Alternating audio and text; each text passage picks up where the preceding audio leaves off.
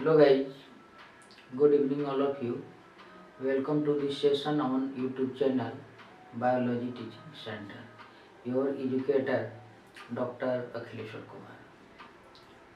आज के सेशन में हम लोग मुख्य रूप से लॉन्ग क्वेश्चंस के बारे में सॉल्यूशन करेंगे। तो सबसे पहले हम लॉन्ग क्वेश्चंस कौन कौन इम्पोर्टेंट है, सबसे पहले हम क्वेश्चन को नोट करेंगे और कुछ ऐसे क्वेश्चंस हैं जिसका सॉल्यूशन जो है पिछले सेशन में सॉल्व हो चुका होगा, जिसे देखना होगा। और अगर कुछ शेष है तो आज से कल तक कुछ इम्पोर्टेंट देख लेंगे। तो सबसे पहले हम लोग लॉन्ग क्वेश्चंस कौन कौन इम्पोर्टेंट है और कैसे क्वेश्चंस एराइज हो सकता है देखते हैं।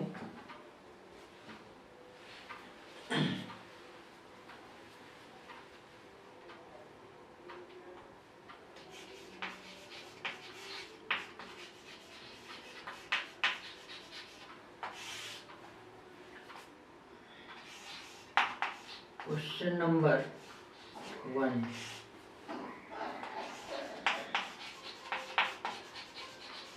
स्ट्रक्चर ऑफ स्पर्म, शुक्राणु की संरचना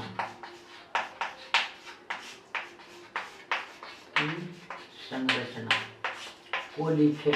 ये आपका क्वेश्चंस होगा। इसको नहीं बताए, इसको पढ़ लेना है। क्वेश्चन नंबर 2, डबल फर्टिलाइजेशन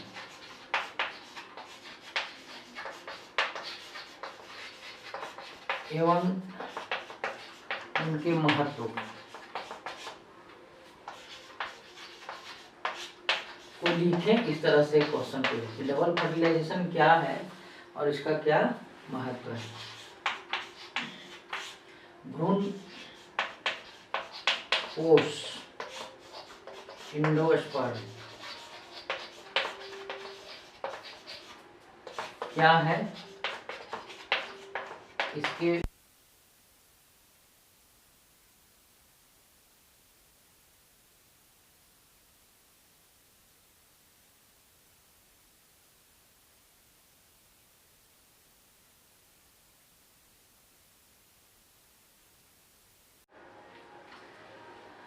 तो इस तरह से हम लोग लॉन्ग क्वेश्चन देख रहे हैं कि स्ट्रक्चर ऑफ स्पर्म, स्पर्म की संरचना, फिर डबल फर्टिलाइजेशन, द्विनिषेचन क्या है, उसके महत्व को लिखें।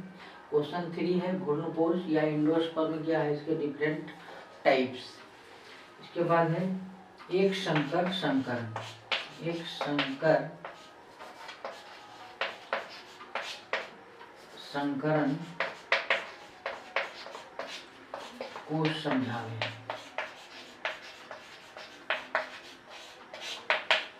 क्वेश्चन नंबर 5, डीएनए की संरचना रचना को लिखें। ये आपका क्वेश्चन है। तो यहाँ पर 5 क्वेश्चंस हैं और भी अभी नोट कर देंगे कौन कौन क्वेश्चंस पढ़ लेना है। स्ट्रक्चर ऑफ स्पर्म, शुक्राणु की संरचना।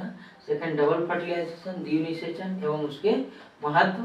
भ्रूणपोष या एंडोस्पर्म, इसके जैसे विभिन्न प्रकार, डिफरेंट टाइप्स ऑफ स्पर्म। एक संकर संकरण, मोनोहाइब्रिड क्रॉस, मेंडल के नियम।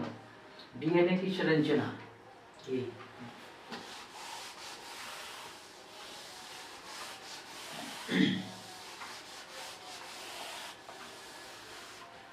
क्वेश्चन नंबर 6, क्रॉसिंग ओवर क्या है, इसके क्रियाविधि को लिखें। ये आपका क्वेश्चन नंबर 8,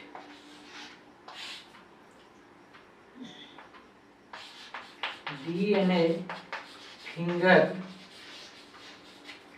प्रिंटिंग क्या है, इसके दो अनुप्रयोग को लेते हैं।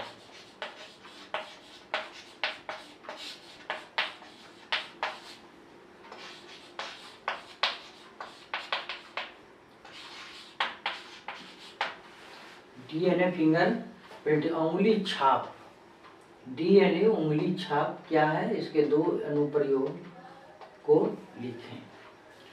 इसके बाद क्वेश्चन है लिंग निर्धारण क्या है, मानव में लिंग निर्धारण किस प्रकार होता है।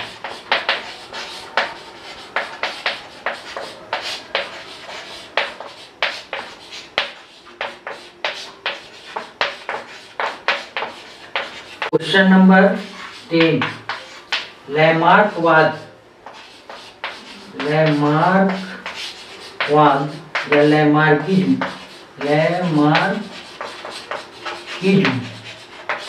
को लिखें,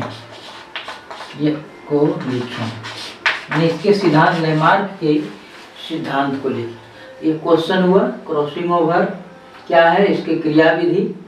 क्वेश्चन नंबर 8, डीएनए फिंगरप्रिंटिंग क्या है, इसके दो अनुप्रयोग। क्वेश्चन नंबर 9, लिंग निर्धारण, सेक्स डिटर्मिनेशन क्या है, मानव में लिंग निर्धारण कैसे होता है। लैमार्कवाद को लिखें। क्वेश्चन नंबर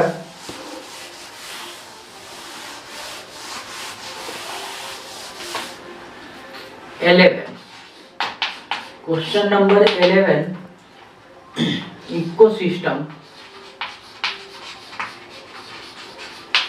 से क्या समझते हैं,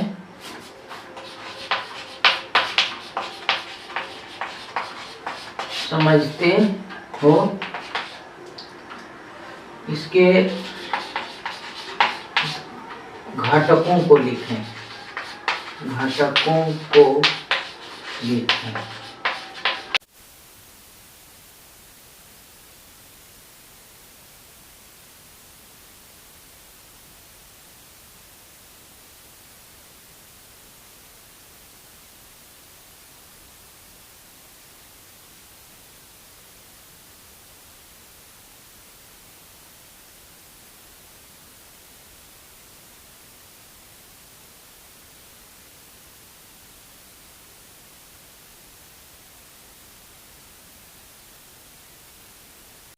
वाला जो एग्ज़ाम है बायोलॉजी, उसके लिए बहुत ही इम्पोर्टेंट है, इसलिए तो समय है नहीं उस तरह से, लेकिन ये सब क्वेश्चंस को देख लेना है।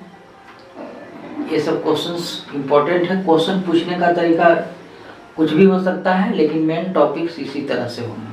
अब जैसे कि इकोसिस्टम क्या समझते हो, इसके घटकों को लिखें। और भी कुछ दूसरे ढंग से क्वेश्चन पूछ सकता है, सिर्फ इसके इकोसिस्टम्स से आप क्या समझते हैं, इसके जो प्रमुख घटक हैं लिविंग और नॉन लिविंग, उसके बारे में लिखना है। परागन, पॉलिनेशन क्या है, पॉलिनेशन क्या है, स्वपरागन और परपरागन। इसका जो टाइप है आपका self pollination and cross pollination क्या है, तो इस तरह से बतलाना है। तो ये सब कुछ इम्पोर्टेंट क्वेश्चन है, लेकिन ये सब क्वेश्चंस जो कुछ हैं वो आपको बहुत सारे जो वीडियो मेरा है जो सीरीज के रूप में आया है, खास करके 12th के लिए, जो बहुत कम समय में पूरा का पूरा सिलेबस कवर करने का हमने प्रयास किया है। तो ये सब क्वेश्चंस जो हैं सभी अब पढ़ाने की, खोजने की ज़रूरत है, उसमें सीरीज में देखना है। ये क्वेश्चन पढ़ा दिए हैं। इकोसिस्टम क्या है, इकोसिस्टम के घटक कौन कौन से हैं, इकोलॉजी चैप्टर से। ये पॉलिनेशन क्या है, स्वपरागन और परपरागन क्या है, ये भी क्वेश्चन देख लेना है। एंडोस्पर्म क्या है, ये भी पढ़ा दिया गया। डिफरेंट टाइप्स ऑफ एंडोस्पर्म क्या है। मोनोहाइब्रिड क्रॉस मेंडल्स के लॉ है, उसको भी पढ़ा दिया गया, उसको देख लेने की जरूरत है। या आप रिवीजन किए होंगे तो पता होगा कि किस सीरीज में है, और या आपने नोट किया होगा। उसी तरह से और भी क्वेश्चंस है, डीएनए फिंगरप्रिंटिंग उसको अभी नहीं पढ़ाया है तो उसको थोड़ा सा देख लेना है। स्पर्म का स्ट्रक्चर नहीं पढ़ाए हैं या किसी तरह के किसी सीरीज में नहीं हुआ है, उसको मेनली रूप से देख लेना है। तो इस तरह से और भी क्वेश्चंस हैं जिसको डीएनए का स्ट्रक्चर इसको अभी तक नहीं पढ़ा है, दूसरे रूप में पढ़ा है, न्यूक्लियोटाइड क्या है, न्यूक्लियोसाइड क्या है, इस तरह से। लेकिन डीएनए का स्ट्रक्चर किस प्रकार होता है या उसके कौन कौन से कंपोजिशंस हैं, क्या मिल करके जो है सो डीएनए और आरएनए बनता है या न्यूक्लिक एसिड, तो ये देख लेना है। उसी तरह से लैमार्कवाद या लैमार्क की का सिद्धांत क्या है, हमने इसको नहीं पढ़ाया है तो इसको इस तरह से देख लेना है। तो इस तरह से इससे क्वेश्चंस जो है आपका 4 या 5 पूछता है, तो इस रूप में देख लेना है। इसमें जो है सो आपका मेनली रूप से जो ऑब्जेक्टिव क्वेश्चंस है वो आपका 50 क्वेश्चंस रहता है, उसमें से 35 क्वेश्चंस का जवाब देना है। फिर आपका शॉर्ट क्वेश्चंस है 2 मार्क्स का, वो आपका 2 मार्क्स का रहता है, लगभग नहीं मैंने 2 मार्क्स का रहता है। और ये लॉन्ग क्वेश्चन जो है आपका 5 मार्क्स का रहता है। तो इस तरह से आपका 70 मार्क्स का थ्योरी पेपर और 30 मार्क्स का जो है प्रैक्टिकल, मतलब पूरा जो है तो आपका 100 मार्क्स का है। तो इसमें मैक्सिमम मार्क्स लाया जा सकता है अगर आपका कंसेप्ट पर, टॉपिक्स पर अगर पकड़ है, तो आपका जो ऑब्जेक्टिव क्वेश्चंस है वो आपका 35 या 35 क्वेश्चंस में हम 32 तक मार्क्स ला सकते हैं। इसके बाद 35 जो आपका सब्जेक्टिव्स हैं, शॉर्ट क्वेश्चंस और ये लॉन्ग क्वेश्चंस, इसमें भी जो है सो आपका 25 तक मार्क्स ले आया जा सकता है। और आपका जो प्रैक्टिकल्स है वो आपका जिस स्कूल से हैं, जिस महाविद्यालय से हैं, विद्यालय से हैं, वहाँ पर आपको मिनिमम 28-29 मार्क्स दिया जाता है, आजकल का जो अभी टेंडेंसी बना हुआ है कॉलेज में का। तो इस तरह से आप बहुत अच्छे मार्क्स आसानी से बायोलॉजी में ला सकते हैं। तो थोड़ा सा जो है वो आपका 28 या 28 मार्क्स तो एकदम फिक्स है कि प्रैक्टिकल में मिल गया होगा।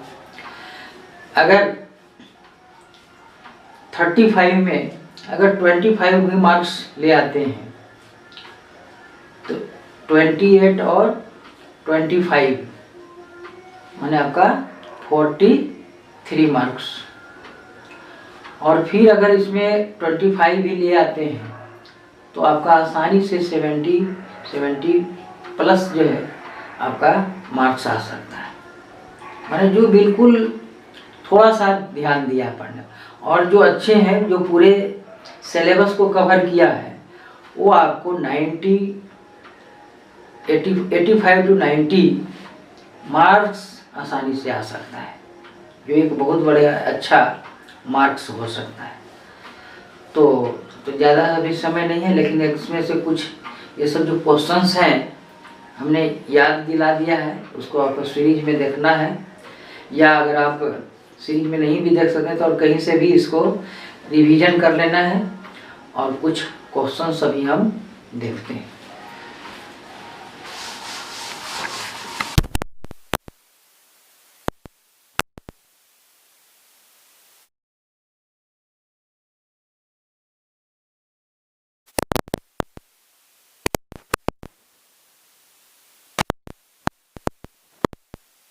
ये आपका मेनली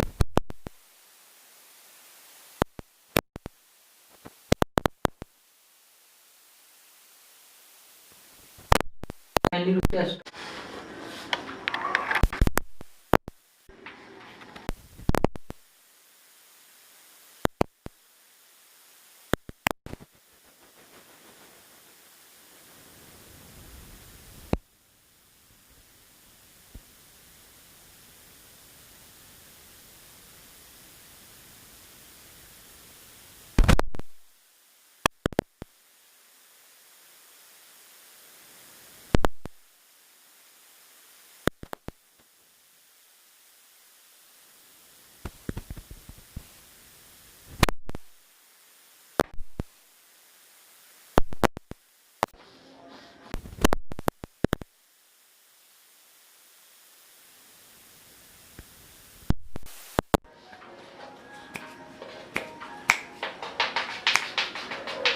ये जो है आपका इस तरह से स्पर्म होता है। यहाँ से यहाँ तक का भाग जो है वो आपका हेड कहलाता है, और यहाँ से यहाँ तक का जो भाग है वो आपका मिडिल पीस कहलाता है,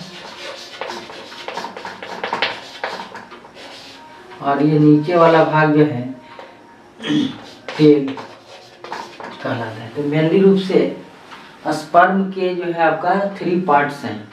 ये आपका डायग्राम इस तरह से दिखाना है, और इसमें ये जो है हेड में आपका न्यूक्लियस होता है। यहाँ पर मेनली रूप से जानना है कि हेड में ऑब्जेक्टिव क्वेश्चंस में भी पूछता है कि न्यूक्लियस जो है स्पर्म के किस भाग में पाया जाता है, या फिर इसका एक भाग है सबसे आगे भाग, ये आपका एक्रोसोम कहलाता है। एक्रोसोम कहलाता है। अब यहाँ पर जो है ये आपका सेंट्रोसोम है। सेंट्रोसोम ये आपका जो है माइटोकॉन्ड्रिया है।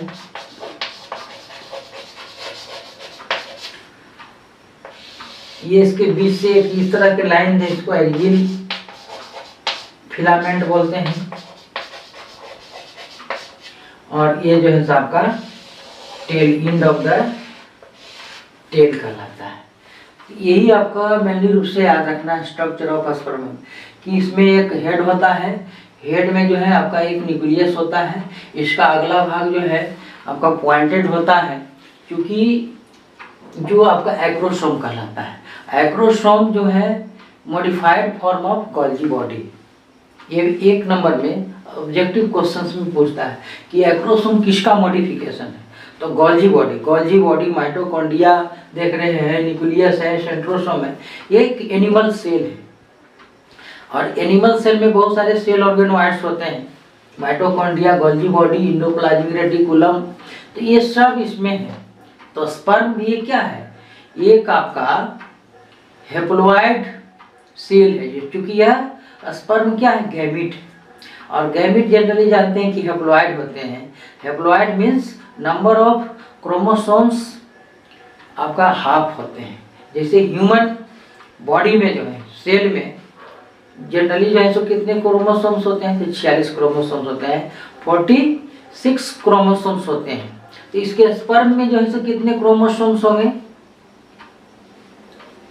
आपका 23, और इसी को 46 का आधा जो है आपका 23 हुआ, मतलब हाफ हुआ, इसको हेप्लोइड बोलते हैं, और यही जो है सो आपका गैमीट्स होते हैं।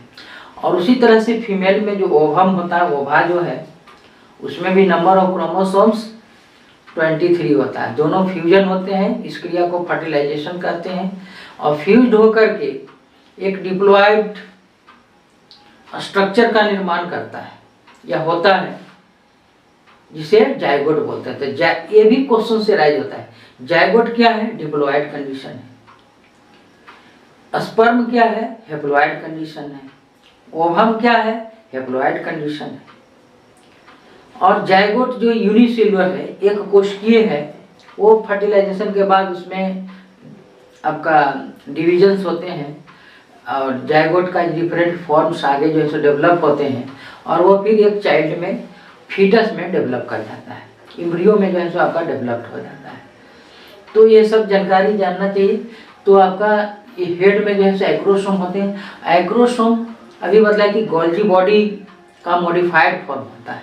यहाँ पर इस तरह से ये गोल्जी बॉडी है, जो इस तरह से आपका ये उसी रूप में आगे बढ़ता है, जिसके कारण इसी अनुसार ये स्ट्रक्चर बन जाता है। ये आपका गोल्जी बॉडी है। गोल्जी बॉडी का मॉडिफाइड फॉर्म ऑफ एक्रोसोम होते हैं। एक्रोसोम का भाग जो है सो आपका पॉइंटेड होता है, जो ओवम में प्रवेश करने की उससे जो है सो क्षमता होती है।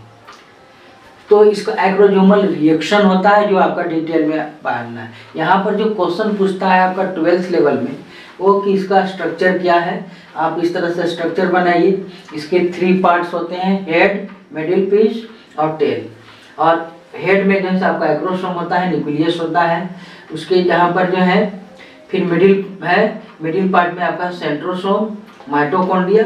माइटोकॉन्ड्रिया भी जो होते हैं वो स्पाइरल शेप में होते हैं, और इसके मोटिलिटी जो है सो बहुत जरूरी है, तभी जो है वो फर्टिलाइजेशन कर सकता है। इसके लिए एनर्जी जो है आपका माइटोकॉन्ड्रिया उसको सपोर्ट करता है, प्रदान करता है। फिर आपका एक बीच बीच एक स्ट्रैंड होता है जो एजिल फिलामेंट कहलाता है, और पीछे जो है आपका एक टेल है जो आपका इस तरह का स्ट्रक्चर होता है। तो इतना लिख देने के बाद आपका ये 5 मार्क्स का क्वेश्चंस पूर्ण हो जाता है। तो इसी क्वेश्चंस को लिखना है। इसमें आपका ऑब्जेक्टिव क्वेश्चंस भी मिला हुआ है या एराइज हो सकता है। जैसे आपका एक्रोसोम किसका मॉडिफिकेशन है, गोल्जी बॉडी का। एक्रोसोम कहाँ प्रेजेंट होता है, हेड में प्रेजेंट होता है। या स्पर्म का जो अगला भाग क्या कहलाता है, एक्रोसोम कहलाता है। तो कुछ भी क्वेश्चन से एराइज हो सकता है। माइटोकॉन्ड्रिया आपका स्पर्म की किस भाग में प्रेजेंट होता है, तो मिडिल पीस में प्रेजेंट होता है। तो इस तरह से क्वेश्चंस आपका ये है।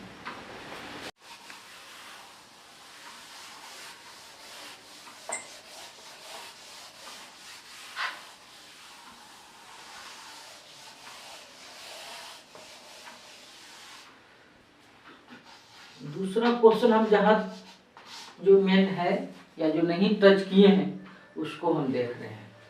क्वेश्चन दूसरा जो हम यहाँ पर ले रहे हैं, लैमार्किज्म,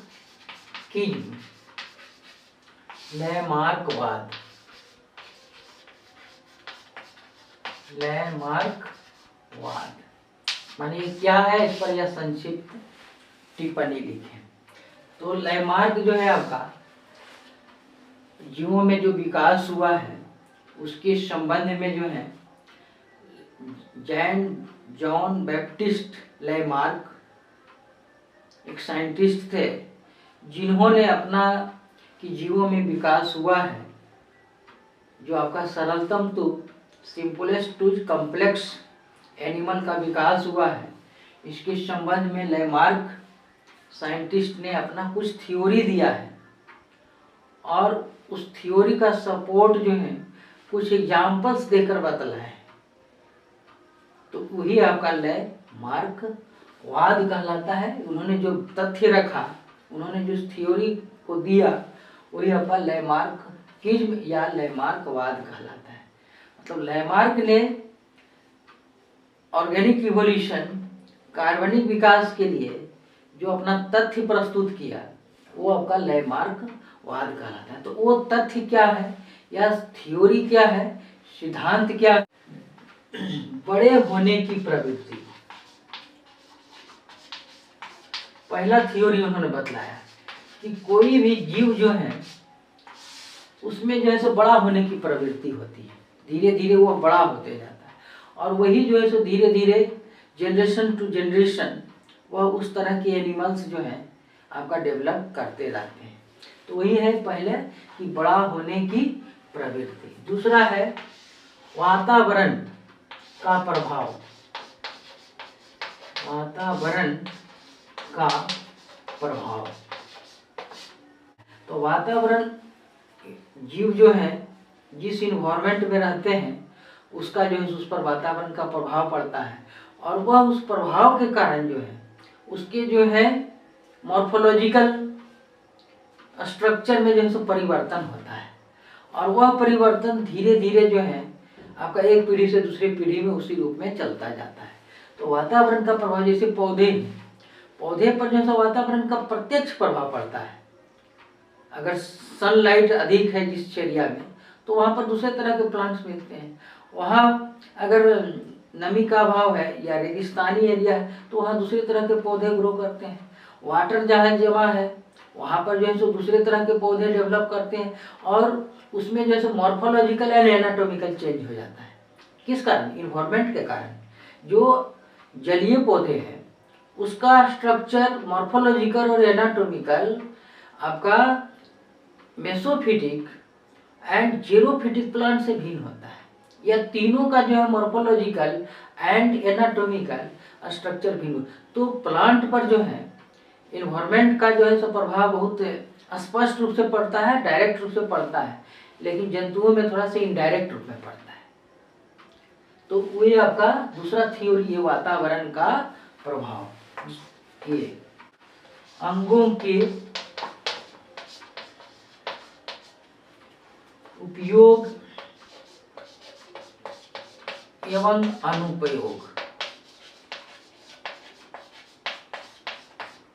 यूज एंड डिसयूज, इसको हम बोल सकते हैं यूज एंड डिसयूज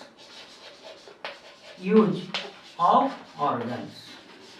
यहाँ पर इसका कहने का मतलब है, इस सिद्धांत का, इस थ्योरी का मतलब कि कोई भी जीव अपने जिस अंग का अधिक से अधिक उपयोग करता है वह अंग डेवलप होता है, और जिस अंग का यूज नहीं होता है लंबे समय तक, वह अंग जो है आपका फंक्शनल नहीं रह पाता है। एक उदाहरण स्वरूप, ह्यूमन में जो अपेंडिक्स है वो आपका अब वेस्टिजियल ऑर्गन के रूप में रह गया है, क्योंकि इसमें मनुष्य का या मानव जो है अब इसका उस अंग का उपयोग ही नहीं करता है। इसका मेन फंक्शन है आपका एनिमल में डेवलप्ड है अपेंडिक्स, इसको सिक्कम बोलते हैं, और उसमें क्या होता है कि सेलुलोज का पाचन होता है। एनिमल जो होते हैं गाय भैंस बकरी जो हर्बीवोर्स हैं, शाकाहारी है, तो वो जो सेलुलोज का यूज करते हैं उसमें उसका पाचन होता है, उसमें कुछ और सेलुलोज को पचाने वाला बैक्टीरिया होता है, तो उसमें वो डेवलप्ड है। और ह्यूमन जो है ये आपका घास पुआल तो खाता नहीं है, इसलिए वो अंग जो है सो धीरे धीरे उस अंग का डिसयूज हुआ, उसका उपयोग नहीं हो रहा है, तो धीरे धीरे वह आपका वेस्टिजियल ऑर्गन अपशिष्ट अंग के रूप में, अवशेषी अंग के रूप में वह रह गया। तो यूज एंड डिसयूज, जिस जो आपका खिलाड़ी होते हैं वो अपने मसल्स का ज़्यादा उपयोग करते हैं, प्रयोग करते हैं, तो उनके मसल्स जो है, एक नई खिलाड़ी है जो या अपने अंगों का कोई उपयोग नहीं कर रहा है, तो उसके अपेक्षा वह खिलाड़ी का जो प्लेयर्स होते हैं उसका मजबूत होता है। तो जिस अंग का यूज करते हैं वो आपका डेवलप्ड होता है, और जिस अंग का यूज नहीं करते हैं वो आपका फंक्शनल लेस धीरे धीरे होते जाता है। तो यहाँ पर लैमार्क ने भी वही बात बतलाया है कि जीवों में जो है सो जिस अंग का उपयोग हुआ वो अभी तक वर्तमान है, और जिस अंग का उपयोग नहीं हुआ वो आपका डिसअपियर होते गए, और एक नए तरह के जीव डेवलप कर गए। इन्होंने लैमार्क ने जो है एक उदाहरण दिया कि सांप जो है आपका स्नेक जो है रेप्टाइल्स वर्ग में आता है, और रेप्टाइल्स वर्ग का विशेषता है कि इसमें 4 फुटेड एनिमल होता है, लेकिन सर्प में फुट है कहाँ, ये आपका लिम्बलेस है, इसमें पैर होता ही नहीं है, फिर भी उसको क्यों उस सरीसृप वर्ग में रेप्टाइल्स में रखा गया। तो कुछ कैरेक्टर्स जो बहुत सारे हैं लिम्ब को छोड़ करके बाकी सारे कैरेक्टर्स रेप्टाइल्स के पाए जाते हैं। तो इन्होंने जो है सर्प जो था पहले बहुत प्राचीन समय में, ये जो है सांप जो है झाड़ियों में बील में घुसने का प्रयास ज़्यादा करता था, तो उसमें पैर बाधक होता था। अब उसको जो है इस तरह से यूज ही नहीं कर पाए, तो धीरे धीरे जो है वह जो है सो आपका लिम्ब जो है या जो टांगे जो है वह धीरे धीरे समाप्त हो गया, और आज जो है सर्प वह जो है वह आपका लिम्बलेस। जिराफ के बारे में कहा गया, जिराफ की लंबी गर्दनें होती, बहुत लंबा, लेकिन प्राचीन समय में जो आपका जिराफ था वह बहुत लोमड़ी की तरह था। पहले जमीन पर जो है वातावरण में, इन्वायरमेंट में घास पात या पेड़ पौधे बहुत अधिक थे, तो वो गर्दन जहाँ तक पा रहा था वहाँ तक आसानी से उस पौधे को यूज करता था खाने में, गर्दन का उपयोग। लेकिन जैसे जैसे उसकी आबादी बढ़ते गई, पेड़ पौधों में कमी आते गया, वह ऊपर के पौधों को, ऊंचे पौधों का जो है सो पत्ती और गर्दन का उपयोग करने लगे। तो धीरे धीरे वो गर्दन का उपयोग करते करते जो है सो और ऊपर पौधा का घास या टहनी का यूज करने लगा, तो धीरे धीरे गर्दन उसकी जो है ऊपर उठाने का प्रयास करते गया, और धीरे धीरे जो है उसकी गर्दनें जो है लंबा होते गया, और आज जो है वही पीढ़ी दर पीढ़ी जो है सो आपके लंबे गर्दन वाले जिराफ उत्पन्न हुए। तो यहाँ पर जो है अगला जो है यहाँ पर सिद्धांत उपार्जित लक्षणों की वंशागति, ये आपका है उपार्जित लक्षणों की वंशागति, इनहेरिटेंस ऑफ, यहाँ पर इनहेरिटेंस ऑफ एक्वायर्ड कैरेक्टर। यहाँ पर जीव जो हैं अपने लाइफ में कुछ गुणों को अर्जन करते हैं, उपार्जित करते हैं, और वह उपार्जन जो है पीढ़ी दर पीढ़ी जो है सो आपका उसकी वंशागति होती है, जिसे उपार्जित लक्षण बोलते हैं, एक्वायर्ड कैरेक्टर्स बोलते हैं। और वह फिर जो है एक वही उपार्जित लक्षण जो है उसकी वंशागति होती है, जिससे हम उपार्जित लक्षणों की, उपार्जन करना जमा करना, उपार्जित लक्षणों की वंशागति कहते हैं। ये यहाँ पर आपका एमसीक्यू में भी पूछता है कि उपार्जित लक्षणों की वंशागति का सिद्धांत किसने दिया, तो लेमार्क ने दिया। और 2 मार्क्स में क्वेश्चन भी पूछता है कि आपका उपार्जित लक्षणों की वंशागति, इनहेरिटेंस ऑफ एक्वायर्ड कैरेक्टर क्या है।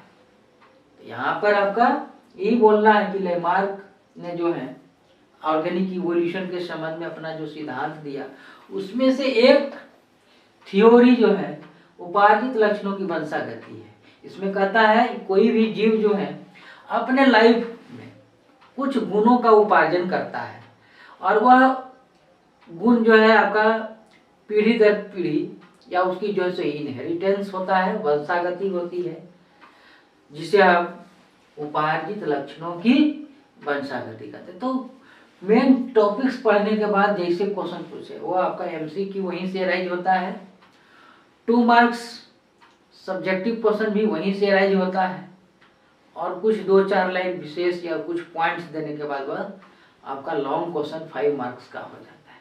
इसमें आपका इस तरह से इतना पॉइंट लिखे, इसके बारे में 2-2 लाइन लिखेंगे, 5 मार्क्स सर्टेन मिल सकता है।